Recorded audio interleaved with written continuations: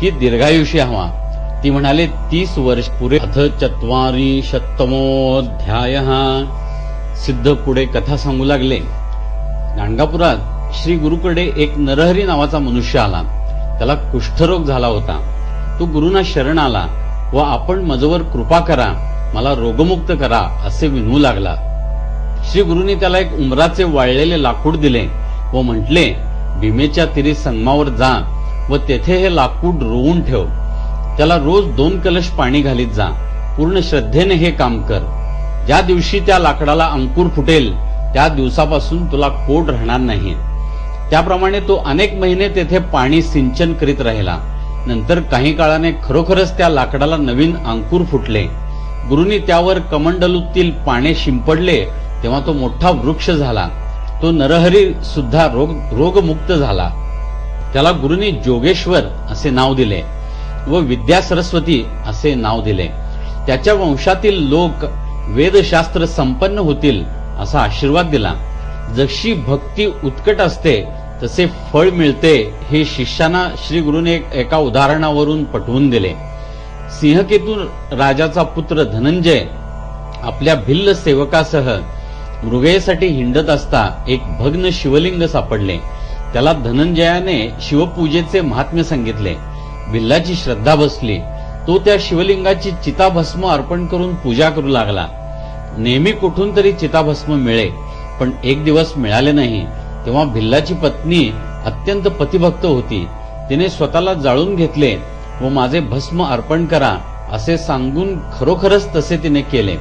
भिल्लाने पूजा केली व नेहमीप्रमाणे प्रसाद देण्यासाठी त्याने पत्नीला हाक मारली. तेव्हा चमत्कार झाला की नित्याप्रमाणे ती येऊन उभी ठाकली. दोघांनी शिवाचे प्रत्यक्ष दर्शन प्राप्त केले. अथ 41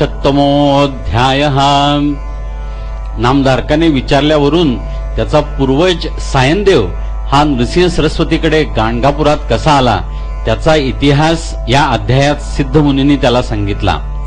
सायनदेव गुरूंची कीर्ती ऐकून त्यांना शरण आला. त्याची निष्ठा पाहून त्यांनी त्याच्या कुटुंबासह गाणगापुरात सेवेसाठी येऊन राहावे अशी त्याला अनुज्ञा दिली.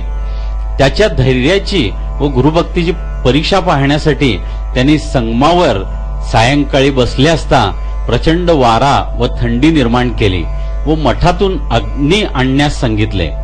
रात्रीच्या अंधारातही त्या सायनदेवाने बरोबर सर्प धावत असतानाही धैर्याने थंडीत शेकण्यासाठी गुरुंना अग्नी आणून दिला. त्याला गुरुंनी तुझ्या 21 पिढ्यातील वंशजांना गुरुकृपेचा लाभ होईल असा आशीर्वाद दिला. गुरुभक्तीचा महिमा पटवून देण्यासाठी त्यांनी त्याला त्वष्टापुत्राची कथा सांगितली.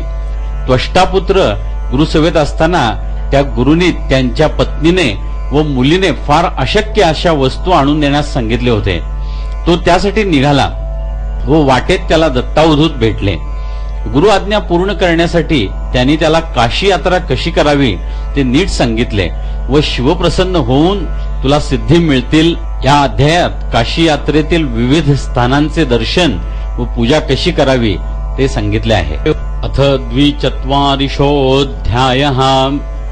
अवधूतांनी त्वष्टापुत्राला काशी क्षेत्रातील आणखी शिवस्थानांची माहिती सांगितली व कोणत्या क्रमाने दर्शन पूजनादी करावे ते सांगितले व अवधूत गुप्त झाले.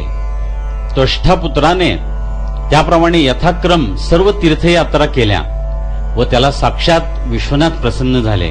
त्वष्टापुत्राला त्यांनी वरदान दिले व गुरूंच्या घरी जा, ज्या ज्या दुर्लभ वस्तू हव्या होत्या त्या त्या येतील अशी सिद्धी दिली. नंतर तो त्वष्टापुत्र सृष्टी करण्याच्याही सिद्धी शंकराकडून प्राप्त करून गुरुगृही गेला व त्याने गुरूंची इच्छा पूर्ण केली. ही कथा मुळात शंकराने पार्वतींना सांगितली होती. नृसिंह सरस्वतींच्या सांगण्यावरून सायनदेव परमभक्तीने गाणगापुरास सहकुटुंब राहावयास आला. त्याचा ज्येष्ठ पुत्र नागनाथ याला श्री गुरुने आपला शिष्य करून घेतले. सायनदेवाने रचलेले एक संस्कृत स्तोत्र व एक कानडी भाषेतील स्तोत्र या अध्यायात आहे. गुरुंनी अनंत चतुर्दशी व्रताचे महात्म्य पुराणातील कौंडिन्य ऋषीच्या कथेच्या आधाराने सायनदेवाला सांगितले. अथ 43 श्री गुरूंनी सायनदेवाला अनंत चतुर्दशीच्या व्रताचे महात्म्य सांगितले. त्याची कथा या अध्यायात आहे. पांडव वनवासात होते, त्यांची दुरावस्था होती. श्रीकृष्ण त्यांना भेटावयास आले, तेव्हा त्याने त्यांना संकट मुक्तीसाठी अनंत व्रताची कथा सांगितली. कृतयुगात सुमंत नावाचा एक ब्राह्मण होता. भृगूची कन्या दीक्षा ही त्याची पत्नी व सुशीला ही त्याची कन्या. त्याची पहिली पत्नी कालवश झाली. सुशीला एकटीच सर्व कामे करीत असे. सुमंतूने दुसरे लग्न केले. ती नावाने कर्कशा होती व स्वभावानेही फार निष्ठुर होती. सुशीलेचा विवाह कौंडिण्य ऋषीशी झाला. जावई घरी यायला निघाला तेव्हा कर्कशेने पाठवणी म्हणून काही दिले नाही. नाईलाजाने थोडासा कोंडा देऊन त्यांची पाठवणी केली. वाटेत सुशीलेला एका ठिकाणी कौंडिण्य ऋषी नदीवर गेले असता काही स्त्रिया अनंत दोरकाचे व्रत करताना दिसल्या. तिला ते आवडले व तिने एक दोरक घेतला व त्याची पूजा केली. मग पतिसंगे ती दुसऱ्या नगरात गेली. तो तेथे सर्वांनी त्या ऋषींना पुष्कळ वैभव दिले. काही दिवसांनी त्या मुनीने पत्नीच्या हातात अनंताचा दोरा पाहिला. त्यामुळेच आपल्याला हे वैभव प्राप्त झाले असे ती म्हणाली. पण ते त्याला मुळीच पटले नाही. त्याने तो दोरा काढून अग्नीत टाकला आणि फार चमत्कार घडला. 2 दिवसात सारे वैभव नष्ट झाले. तेव्हा कौंडिन्याने पत्नीसह अरण्यात प्रस्थान केले. पण साऱ्या अरण्यात त्याचे कोणी स्वागत केलेच नाही. व्रताची निंदा केल्याने दुरावस्था झालेला एक पक्षीहीन पण फुलाफळाने बहरलेला वृक्ष, एक वत्सहीन धेनू, एक बैल, 2 सरोवरे अशी त्याला दिसली. पुढे त्याला पश्चाताप झाला. तेव्हा अनंताने त्याला विप्रवेशात दर्शन देऊन सर्व व्रताचा प्रताप सांगितला व अभय दिले. अथ चतुश्चत्वारिंशोऽध्यायः. सिद्ध म्हणाले, वत्सा गाणगापुरात गुरूंची सेवा करणारे अनेक लोक होते. त्यात एक विणकर होता. तो आपला घर संसार सांभाळून मठात सेवेला येत असे. एकदा शिवरात्रीला श्री शैल्य येथे यात्रेला जाण्यास त्याचे नातलग निघाले. त्यालाही त्या सर्वांनी चलण्याचा आग्रह केला. पण तो म्हणाला, मी तर इथेच राहणार. श्री सद्गुरू हेच माझे शिव, विष्णू, ब्रह्मा. त्यांच्या सेवेतच मला सारे पुण्य मिळते. तो गेला नाही. तेव्हा नातलग निघून गेले. श्री गुरूंना त्याची दृढ भक्ती पाहून परम संतोष झाला. ते म्हणाले, गुरु श्रेष्ठ खरा, पण त्यामुळे तीर्थस्थानांचे महत्व कमी होत नाही. तू यात्रा करावीस असे मला वाटते. आता असे कर, माझे पाय घट्ट धर. आपण पटकन यात्रेला जाऊन येऊ. त्याने गुरूंचे पाय घट्ट धरले. मग गुरु त्याच्यासह श्री शैल्यावर क्षणार्धात जाऊन पोचले. नातलगांनी त्याला पाहिले व आश्चर्यच वाटले. गाभाऱ्यात विणकर गेला तेव्हा मूर्तीच्या ठिकाणी श्री गुरुच बसले असून पूजा स्वीकारित आहेत असे त्याने पाहिले. श्री शिवरूपात गुरुना तेथे त्याने पाहिले आणि तो धन्य झाला. गुरुंनी त्या क्षेत्राचा महिमा सांगितला. राजा विमर्शन व त्याची पत्नी कुमुद्वती यांची कथा सांगितली. विमर्शन राजा पूर्वजन्मी श्वान होता. श्री शैल्य मंदिरात तो शिरला तेव्हा लोकांनी त्याला मारले. पण त्या मंदिराच्या प्रभावाने तो राजा झाला. पण श्वान जन्मातील शिकार करणे, कोणतेही अभक्ष्य भक्षण करणे त्याची सवय गेली नव्हती. त्याला त्याच्या पत्नीचाही पूर्वजन्म कळाला. ती कपोती होती व शिवमंदिराच्या आवारात तिला मरण आले. त्यामुळे ती या जन्मी राणी झाली होती.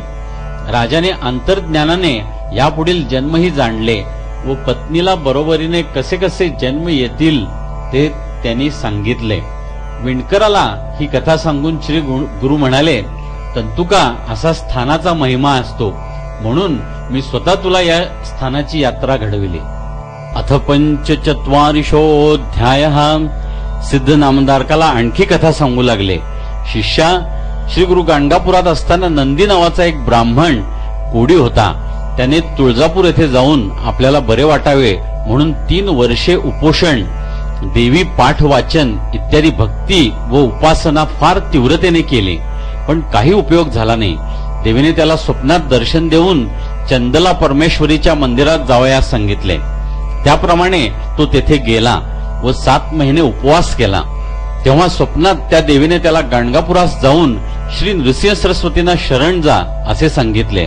तेव्हा त्या देवीला तो म्हणाला, तुम्ही जगन्माता असताना मनुष्य देहधारी गुरुकडे का पाठविता?